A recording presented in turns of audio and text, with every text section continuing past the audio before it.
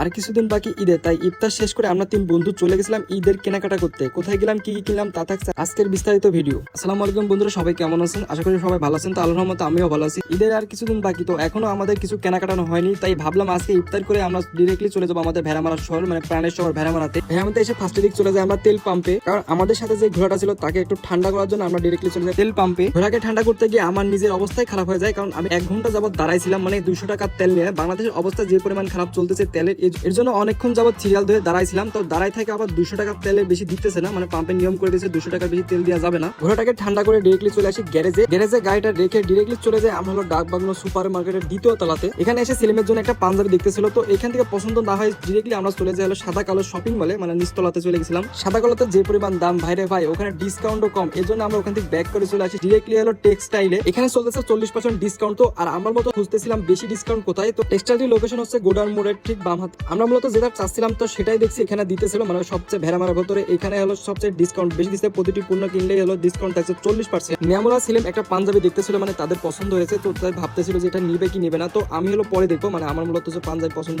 পরে করবো, কারণ আগে ওরা দেখবে তারপর আমি পাঞ্জাবি পছন্দ করবো। মানে ভিডিও তো করতে হবে, অবশ্যই পাঞ্জাবির টাকা তো তুলতে হবে, আমাকে ওষুধ তুলতে হবে। আর আমাকে এই লুকে কেমন লাগতেছে অবশ্যই কমেন্ট করে যাবেন। আমি কি দেখবি ফুল কাটবো কি কাটবো না, কোন লুকে রাখবো অবশ্যই কমেন্ট করে জানাবেন। তো তারপরে আমি কিছু পাঞ্জাবি দেখতেছিলাম, মানে মূলত কালেকশন দেখতেছিলাম। ওখানে কালেকশনের মধ্যে আমার একটা পাঞ্জাবি পছন্দ হয়নি, তো তারপরে দেখলাম এক ভাই, মানে ওখানকার স্টাফের কাছে একজন দেখলাম যে একজনকে দেখাতেছিল এই পাঞ্জাবিটা। তো আমি বললাম যে এই পাঞ্জাবিটা আমি দেখতে চাই, মানে আমি ট্রায়াল দিতে চাই। আর এই পাঞ্জাবিটা কেমন লাগছে অবশ্যই কমেন্ট করে যাবেন। মানে মূলত হচ্ছে ভালো লাগলে অবশ্যই কমেন্ট করে জানাবেন। আর পাঞ্জাবিটা মূলত আমি নিয়েছি, মানে এটা এত সুন্দর লাগতেছিল। আর মূলত ওখানে ছিল 1 পিস, তো ওইটাই আমি নিয়েছি, তো অনেক সুন্দর লাগতেছিল। মানে যদি হলো নিয়ামল ভালো ছিল এইসব বিষয়, কাপড় বিষয়, তো নিয়ামল বলতেছিল অনেক সুন্দর লাগছে, তুই এটা নিতে পারিস। তো আমি বলবো আচ্ছা ঠিক আছে, তোরা যখন বলতেছিস তাহলে নিতে। সেলিমান নিয়ামল একটা পাঞ্জাবি পরছিল ব্ল্যাক, তো অনেক সুন্দর লাগছিল। যদিও ওরা নেয়নি পাঞ্জাবিটা, কারণ আমার মতো নিতে চাচ্ছিল, মানে সেম কালারের নিতে চাচ্ছিল, তো না থাকার কারণে আর ওরা পাঞ্জাবি নেয়নি, তো আমি নিছিলাম মূলত। আর এই ভিডিওটা যারা দেখছেন অবশ্যই কমেন্ট করে জানাবেন ঈদের মার্কেট কে কে করছেন এবং কোথা থেকে করছেন অবশ্যই কমেন্ট করে জানাবেন। আমার পানেশ্বর ভেড়ামারা থেকে যদি টেক্সটাইল থেকে কেউ কিছু কিনে থাকেন তো অবশ্যই কমেন্ট করে জানাবেন। এই ভাইয়াটার ব্যবহার অনেক ভালো, কারণ ভাইয়া বলতেছিল তুমি যখন ভিডিও করো তাহলে তুমি আমার ভিডিওটা করতে পারো, সমস্যা নেই, তুমি শোরুমটা ভিডিও করো। আর এই ভিডিওটা দেখে যারা যাবেন তাদের অবশ্যই বলবো যে এই ভিডিওটা দেখাবেন, দেখালে অবশ্যই কিছু না কিছু একটু কম পাবেন, মানে অবশ্যই একটু ডিসকাউন্ট দিবে আপনাদের। যদিও এই ভিডিওটা কোনো প্রমোশনের ভিডিও না, তাও বলবো যে আপনারা অবশ্যই গেলে এই ভিডিওটা দেখাবেন ভাইয়াকে। আর ভিডিওটার মধ্যে যে ভাইকে দেখলেন অবশ্যই